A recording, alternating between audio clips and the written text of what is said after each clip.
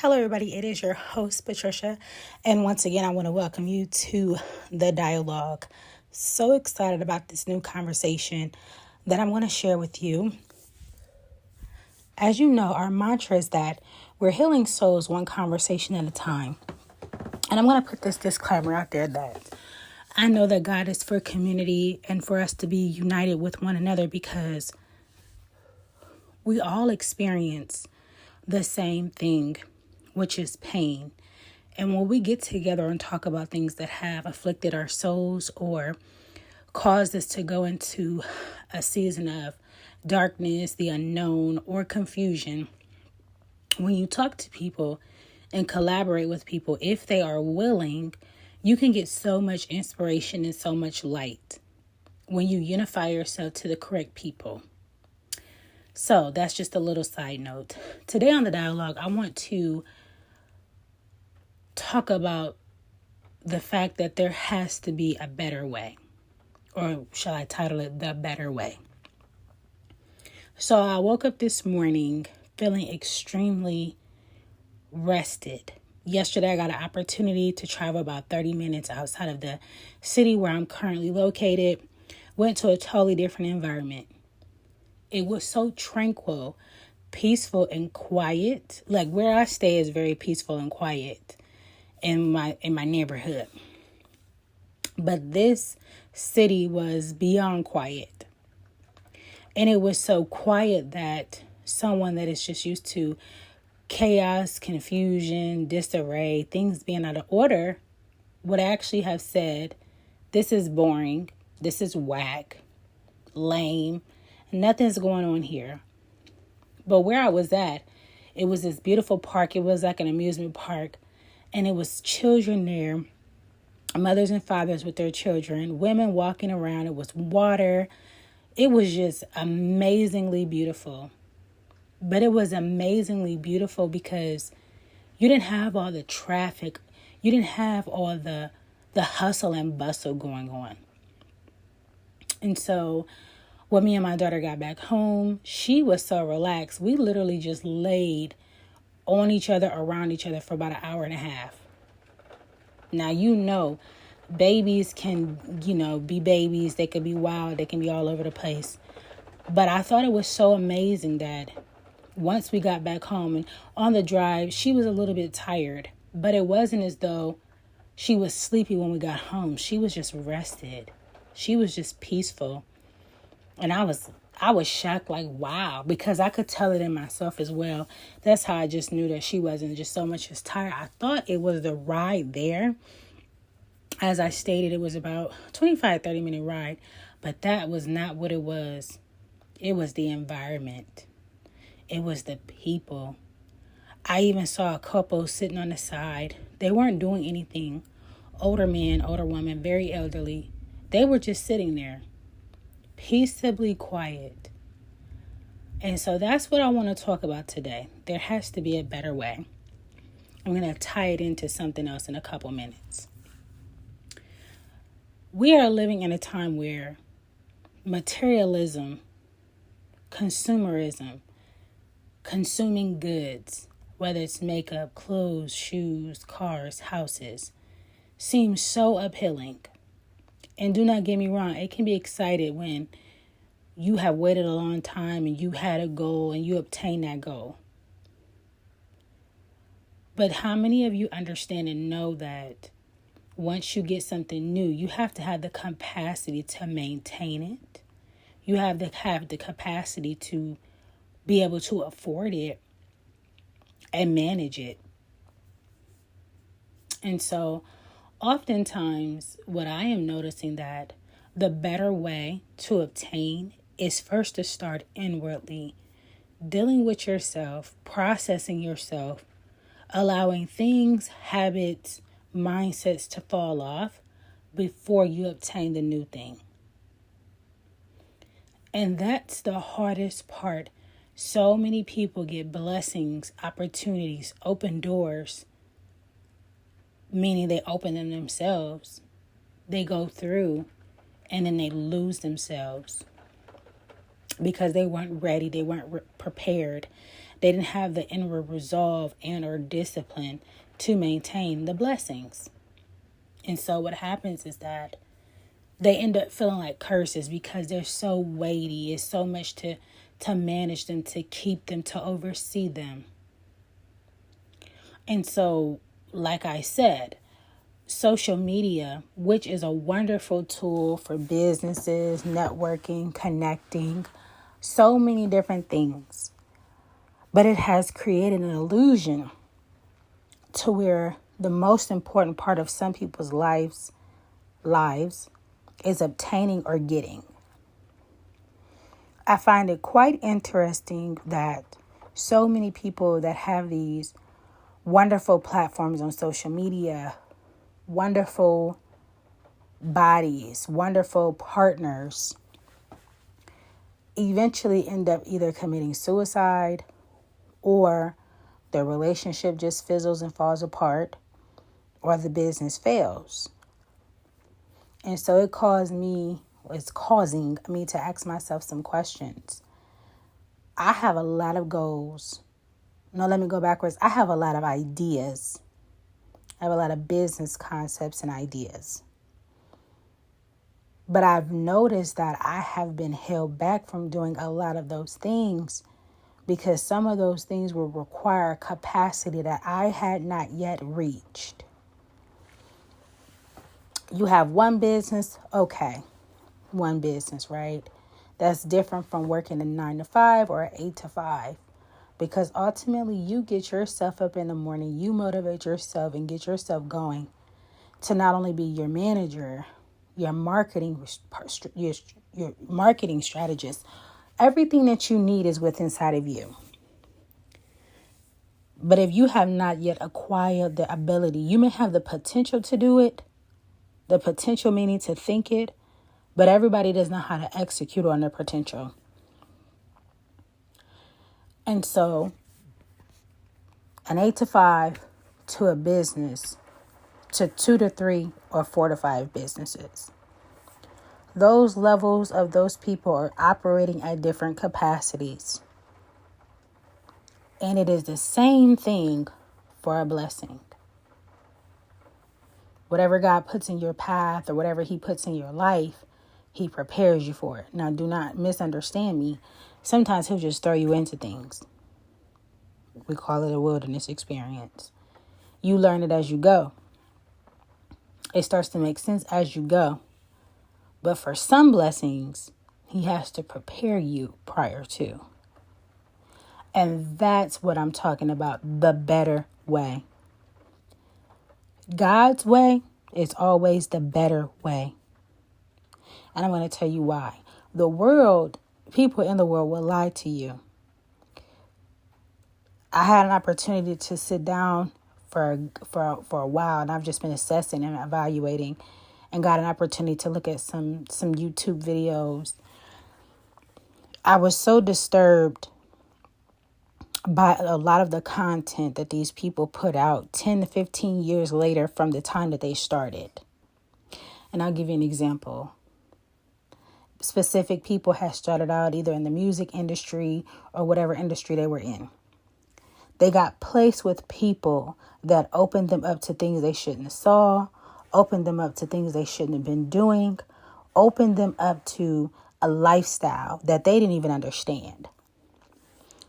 10 to 15 years later, as we've seen these people walk on these paths, we've questioned a lot of their behavior. Why are they like that? Why are they doing what they're doing? Some might even judge them.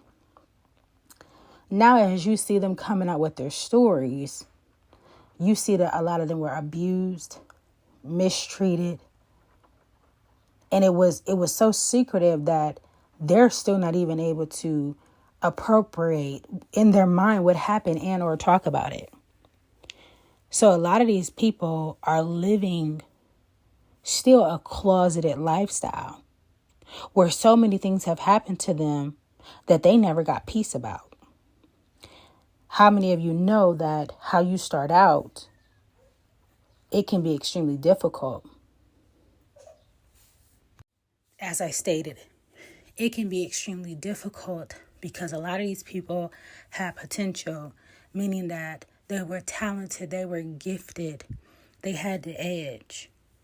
But when it came to the capacity, meaning the ability to hold on to what they were given in the right way so they can expand and maximize who they were, a lot of it was stripped from them.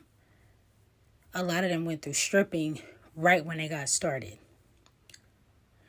And so I question myself, which is a good thing to do. I didn't say doubt. I said question, because some of the opportunities and doorways and paths that are being taken are not safe pathways. Because what happens is you have these people that have these wonderful talents, and you see people put their eyes on them. And these people know she can make, or he can make me a lot of money if I give him the opportunity. They're going to crave the fame. They're going to crave the attention. They're going to crave the stage. They're going to crave being seen, and they will exploit them. And many of them have been exploited. So much to the point where they live an unhealthy lifestyle, meaning touring all the time and doing shows all the time, not eating or resting properly, not getting correct counsel, not taking care of their temples and our bodies. And because there is a high that comes from that, a level of notoriety, being famous and being seen, there's a lifestyle behind that a lot of people are living, and they don't have peace. But in order to continue to pay their bills, or in order to continue to stay on the top, or be noticed, or be in the eye, they have to keep doing what they're doing. So, for some of you listening, you have gifts, you have talents, you have potential. And what God is doing with you is He is stretching your capacity. Because there will be times and moments where you have to say, no, that's not my moral standard. I can't do that.